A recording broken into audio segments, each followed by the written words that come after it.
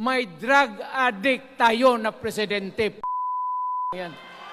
Ako, Mr. President, Ma'am Lisa Araneta Marcos, hindi ninyo ako kalaban. Wala akong sinasabi ng masama. Hindi lang ako makakampanya noon.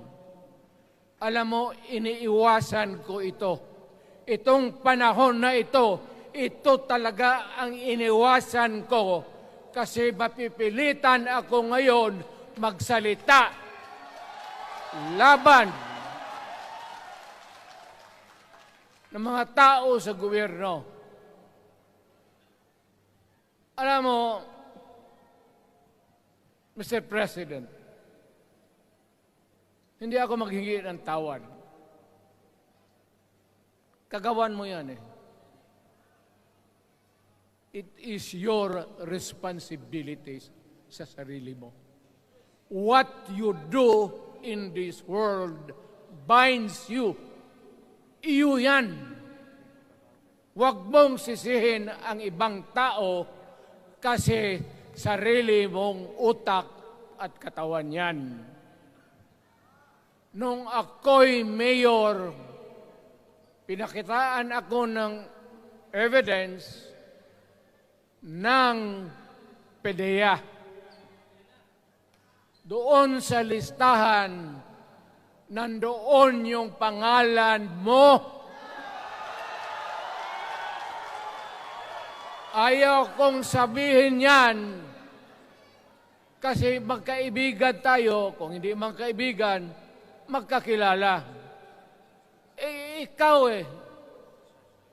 pumapasok kayo ng alanganin. Mr. President, baka susunod ka sa dinaanan ng tatay mo. Diyan ako takot. Ayaw ko mangyari sa iyo yan.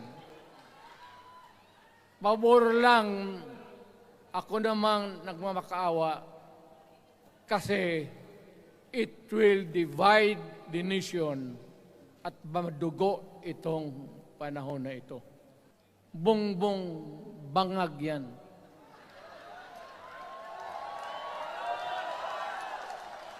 That's why sinasabi ko na sa inyo ngayon, si Bongbong Marcos bangag noon, ngayong presidente na bangag natin ang presidente.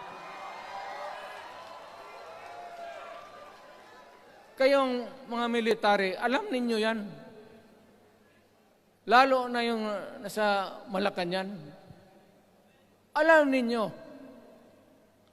The Armed Forces of the Philippines, alam ninyo. May drug addict tayo na presidente.